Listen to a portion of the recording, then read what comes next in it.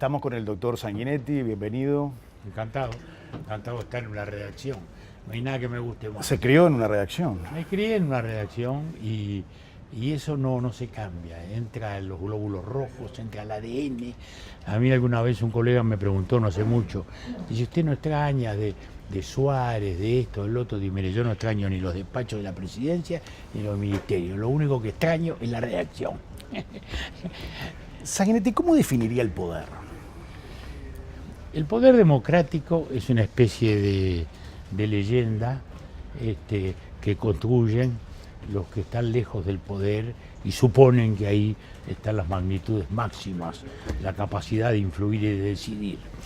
No saben que el poder democrático es algo muy limitado, que es una carga gigantesca para el que la tiene a su cargo, que, cosa que me ha criticado muchas veces, normalmente es más importante lo que logra evitar que lo que logra hacer.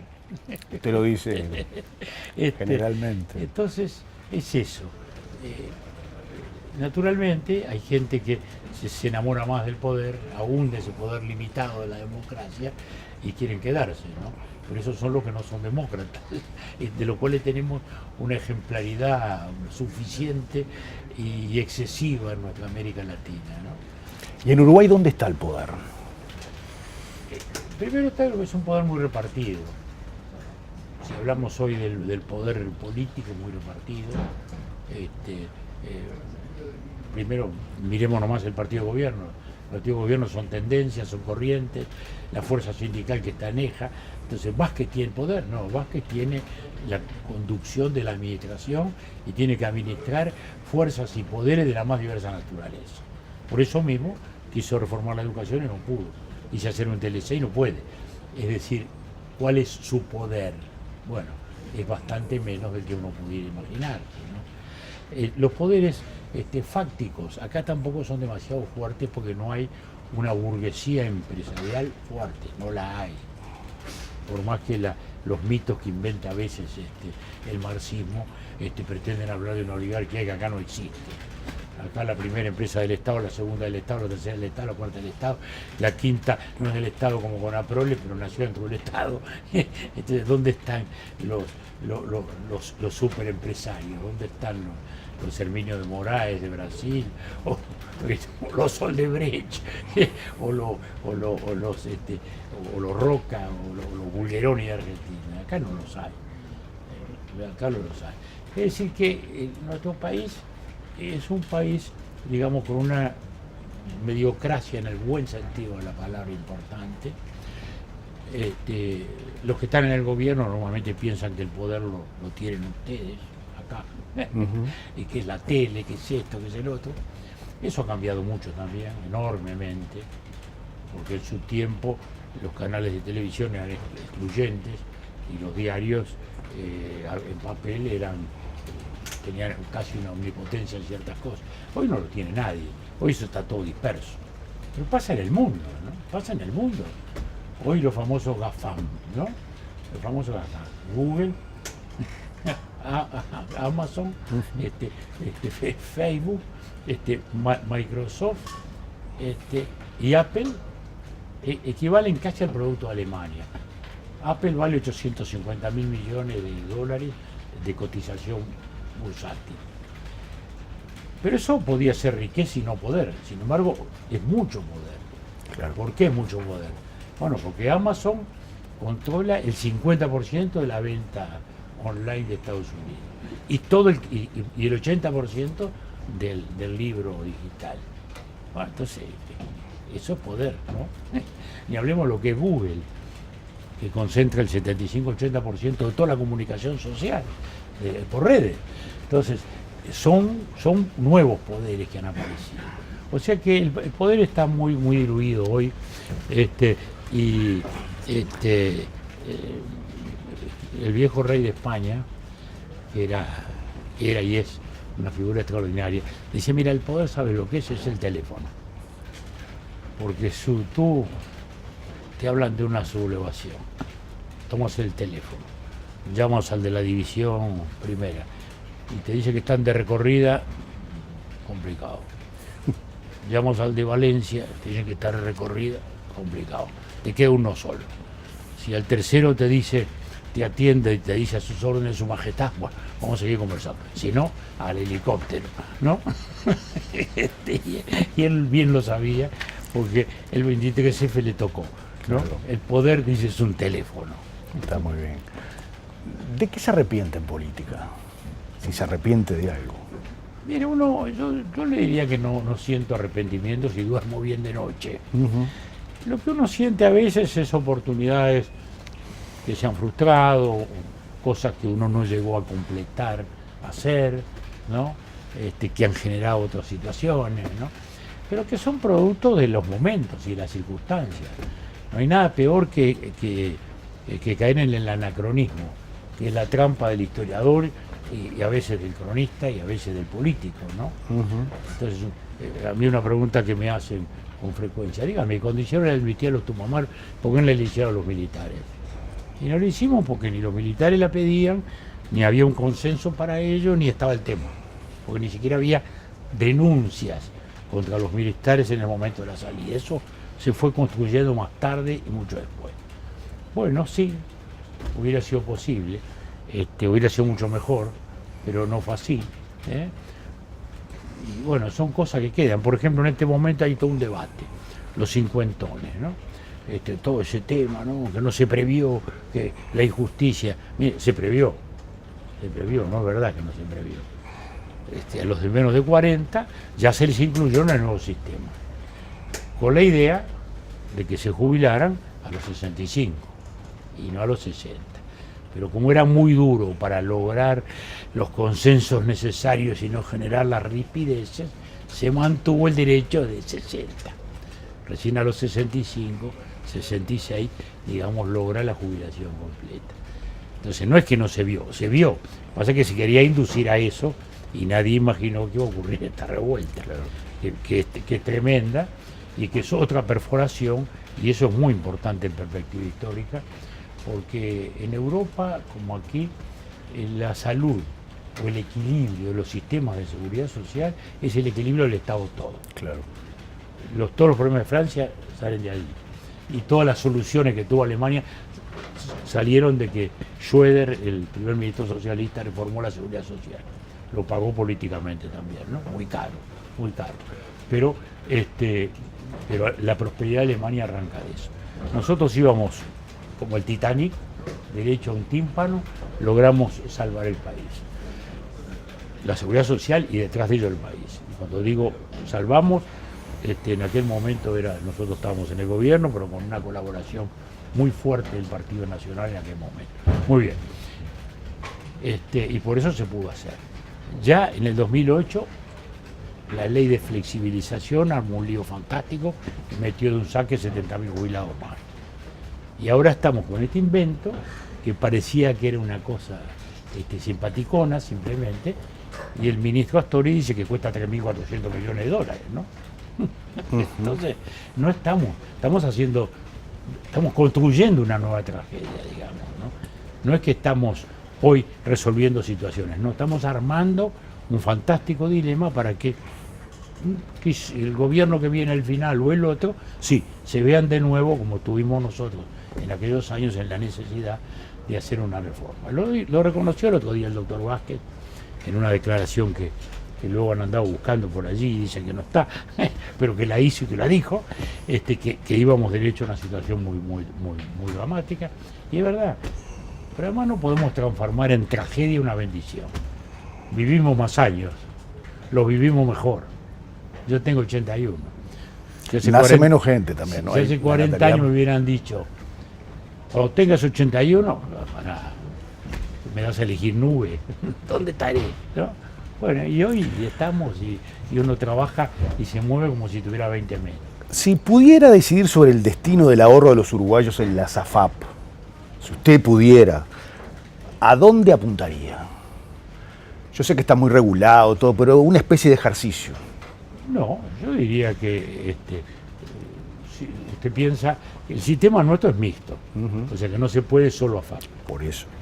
O sea que se puede, digamos, hay una parte que es necesariamente de reparto para sostener a la base, lo cual creo que está bien y se hizo bien. Y en el resto, bueno, están las opciones que están, ¿no? Que ese es otro error de quienes cuestionan tanto a este sistema, ni dicen privatista, cuando la FAB República tiene el 50%. Es decir, que el que quiere la opción del Estado la tiene también. Entonces, Sí. ¿Le inquieta cuando se argumenta que el Frente Amplio ocupa el lugar del vallismo histórico? bueno, yo diría que electoralmente es así, ideológicamente no. Políticamente ha sido porque en el Uruguay pasó una cosa muy curiosa con el vallismo, ¿no? Es notorio que en los primeros 20 a 30 años del siglo XX el vallismo construyó las bases de todo el sistema del Estado moderno. Muy bien. En el 59, cuando ganó el Partido Nacional, muchos decían, bueno, ahora se desballistiza el país. Sabemos muy bien que no ocurrió, que las bases fueron las de siempre, que el país no tuvo estas cuestiones estructurales, en algún aspecto puntual se liberalizaron algunas cosas, pero que no eran propiamente de la idiosincrasia del vallismo. Luego siguió la vida, en los años 50 empezó a crujir todo el sistema de seguridad social, estábamos viviendo ya otro mundo, y nosotros empezamos a hablar de la necesidad de ir reformando el Estado, no cuestionarlo, reformarlo. Y allí el Frente Amplio, que había sido revolucionario, cuando era revolucionario no ganó nunca, se transforma luego en reformista. Y entonces, ellos eran la nostalgia del vallismo. ¿Por qué? Porque nosotros decimos, ANCAP está bien que esté, que siga, pero que compita. La UTE está bien que esté, pero que compita. El Frente Amplio dice, no hay que tocar nada, todo tiene que quedar como estaba en los viejos tiempos. Y nosotros pasamos a ser los parricidas y ellos los nostálgicos del viejo vallismo. Entonces, esto que yo resumo de algún modo así teóricamente, es lo que ha ido ocurriendo en los procesos subliminales, ¿no? ¿Verdad? Que han producido. Se montó encima de eso. También hizo mucho daño la necesidad de combatir a la guerrilla. La otra vez me acuerdo en un debate con sociólogos todos de izquierda, en la época que cuando yo saqué el libro La agonía de una democracia. Y bueno, y entonces uno dijo, bueno, la verdad que si hoy aparece una guerrilla, se pueden hacer cosas muy distintas a las que hizo Pacheco. Defender la integridad del Estado, tomar las medidas prontas de seguridad cuando es necesario, pelear con la policía como hizo él y no intervenir el ejército, cosa que solo intervino al final cuando se produjo la locada fuga del penal de Punta Carretas. Entonces, pero eso también contribuyó a generar en el preludio del golpe una imagen de Partido Colorado, digamos, orden público, ¿no? Entonces, todas estas cosas, digamos, construyeron de algún modo, o facilitaron de algún modo, la expansión del Frente Amplio, ubicado en un espacio, ya ahora no de izquierda extrema, pero sí de centro izquierda. Pero el Frente, a su vez, tiene dos cosas claramente incompatibles. Porque así como Vázquez, Astori y Nin representan una cosa mucho más cercana a los partidos tradicionales, el resto siguen haciendo el discurso de la época de la revolución bolchevique, ¿no? Uno lo oye Abdala en la televisión y dice, bueno, acá estamos a punto de saltar el Palacio de Invierno en el 17 en San Petersburgo. Después los hechos no ocurren, ¿no? Porque no tienen esa capacidad de arrastrar el país hacia ahí, pero tienen sí la capacidad de veto. Por eso es que, como decíamos hace un instante, a Vázquez no lo dejan avanzar en ciertas áreas porque tienen todavía ese imaginario. Entonces, seguro, el Frente Amplio, en definitiva, tiene la fuerza electoral que le da ese amplio espectro, ¿no? Tenemos desde la revolución, ¿no?, hasta la moderación. Entonces, eso electoralmente, sin ninguna duda, al partido le ha costado mucho. También le costó la crisis, vamos a entenderlo. Pero todo es achacable a la crisis, todo es achacable a la crisis económica del 2002 para la situación del Partido Colorado. No, por eso estoy hablando. Un proceso de largo plazo y un proceso coyuntural, ¿no? Porque aún con el proceso de largo plazo, nosotros sacamos el 40%, luego el 30 y tanto. Cuando yo le entrego a Jorge, lo hago con más votos que los que había sacado yo, o sea que el partido vota más todavía. Quiere decir que aún dentro de un partido que ya no tenía aquella hegemonía histórica, mantenía una mayoría fuerte, que se cae de un 35 a un 10%. ¿No? Entonces, la crisis tuvo un rol indudablemente muy señalado. ¿Y la muchachada lo escucha o está en otra cosa? A usted, por ejemplo. Mire, yo lo que le diría es esto. Hay gente que dice que la muchachada está en otra cosa y hay gente que dice que no. Uno depende de la muchachada que ves, ¿no? Como aquel que decía, la calle dice qué, y qué calle, como dijo una vez un político nuestro en un debate. Yo vivo en la calle Cuareña y no dicen eso, ¿no? Bueno, la muchachada, yo le diría que hay muchachada preocupada, le diría que en la semana recibo un promedio de 2, 3 grupos de muchachos de quinto y sexto de secundaria o de primero y segundo de la universidad, todo el tiempo. Hay días que digo, bueno, no más, ¿no? Bueno, ayer, por ejemplo, ayer mismo, junté 3 grupos, porque eran todos variaciones sobre el tema de la salida institucional, el Boisolanza, el Pacto del Carnaval, bueno, los junté a los 3, era una especie de simposio, ¿no? Bueno, y uno ve ahí una muchachada preocupada, una muchachada curiosa, en términos generales, una muchachada que ya no compra que los tupamaros lucharon contra la dictadura, que ya tiene claro que lucharon contra la democracia y que la dictadura vino después y ellos fueron bastante responsables porque fueron los que sacaron al ejército de las calles. Es decir, ya hay mucha gente que lo está haciendo, que lo está viendo. Y yo lo veo también de algún modo por los libros. Porque, por ejemplo, La agonía, que es el que cuento cómo se cayó, es un libro que ha pasado, debemos haber pasado lejos los 30.000 ejemplares, ¿no? Ahora mismo El País lo volvió a sacar, pese a ese recorrido, y ha vendido algo como 6.000 ejemplares, ¿no? Y esos no son solo viejos, son muchachos curiosos, ¿no? También, un vasto sector. Entonces sí, uno a veces va a un lado y se deprime, después al día siguiente se alienta, porque ve una muchachada formidable, ¿no? Nos pasó ahora, yo estuve muy cerca empujando esta elección de jóvenes del partido, ¿no? Por aquí, por allá, por allá, por aquí, un grupo, un otro, todos, ¿no? Más allá de cualquier sector. Con 10, 15.000 votos yo me consideraba satisfecho porque pensaba que eso había movilizado un suficiente número de muchachos. Bueno, votaron 30.000, un poco más de 30.000. De algún modo fue sorpresa, y eso que yo andaba atrás. Seguro, uno no tenía mediciones. Además no había publicidad, no había un peso, ni radio, ni tele, ni diario, ni nada. Fue todo trabajo. Y eso es alentador, es decir, que el terreno está fértil. Quizá lo que le esté faltando a los muchachos es una ilusión. Sentir de nuevo una ilusión. Aquella que volvimos a tener en el 85 cuando retornó la democracia. Y que fue un momento de ilusión, que naturalmente luego se va perdiendo en el tram de las rutinas. Y como 2 puntos del PBI o 1 punto del PBI no pueden emocionar, y se empieza a vivir la nostalgia de aquellas grandes causas. Entonces cuando es libertad o tiranía, la sangre huye, ¿no? El 85 volvió a la democracia. Pero 5 años después le decimos, bueno, ya la democracia la tengo, me olvidé, dame prosperidad. Prosperidad toda la que imagino yo, que sería mi prosperidad, ¿no? ¿Verdad? Que eso es lo que va pasando necesariamente con los procesos. Y es lo que le pasa a la democracia en el mundo. Entonces, ¿qué ocurre? El propio Estado ya hoy no es el Estado asistencialista, aún siendo un Estado de seguridad social fuerte como este Estado nuestro, o como lo son los europeos. Digamos, ya no es el dispensador de la fortuna o de la comodidad de todo el mundo, ¿no?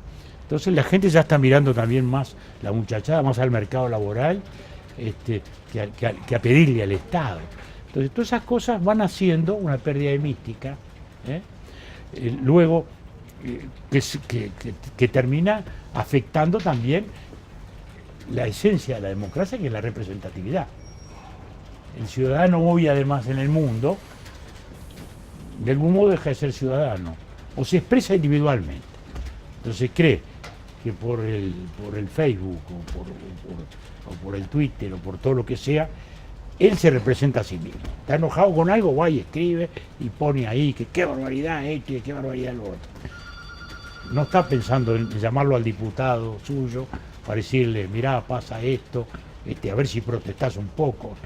No, se representa a sí mismo, con lo cual va ocurriendo una cosa difusa, que es natural que ocurra, porque si nos comunicamos distinto todos, si la sociedad se comunica distinto, ¿cómo no va a afectar eso a la democracia representativa? No hay duda.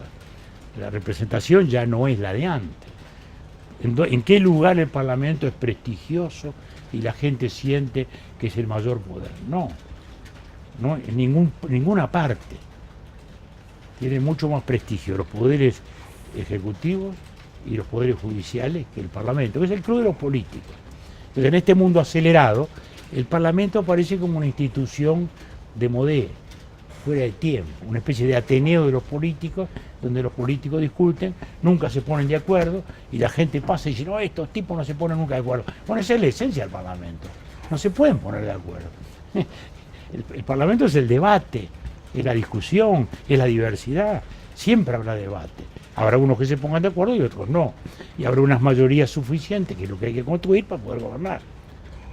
Fíjese lo que le está pasando en este momento a la señora Merkel, ¿no? Hace 3 años la veíamos como omnipotente para gobernar toda la vida. Y hoy está peleando por sacar a flote el gobierno, ¿sabe cómo? Entonces, todas esas cosas van ocurriendo, debilitan.